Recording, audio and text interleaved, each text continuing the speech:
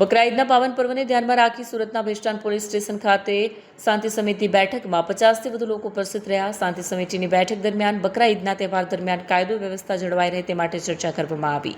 Police દ્વારા સમાજના આગેવાનોને સ્પષ્ટ સૂચના આપવામાં આવી કે કોઈપણ પ્રકારનું અપ્રિય બનાવ ન બને, તમામ લોકો શાંતિપૂર્ણ રીતે તહેવારની ઉજવણી કરે. પોલીસ અને સ્થાનિક આગેવાનોએ સંયુક્ત રીતે તહેવાર દરમિયાન જરૂરી વ્યવસ્થા ગોઠવવા અને સામુદાયિક સંવાદિતા મજબૂત કરવા ભાર મૂક્યો હતો.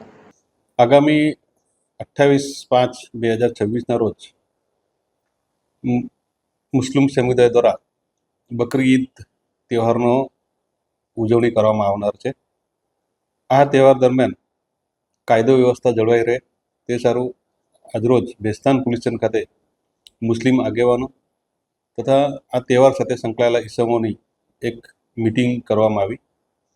આ મિટિંગમાં ગુજરાત રાજ્યમાં આપણા ગૌવંશ હત્યાનો કાયદો અમલમાં છે તે બાબતે પોલીસ બહુ જ સતર્ક છે અને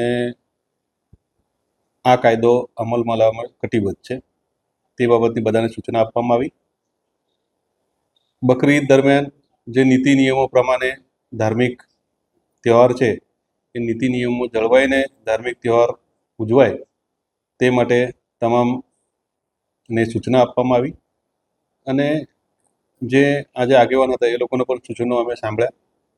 એ બાબતે બંને સાથે મળી આ તહેવાર માં કાયદો વ્યવસ્થા જળવાઈ રહે તે સારું તમામને સૂચના આપવામાં આવેલ છે.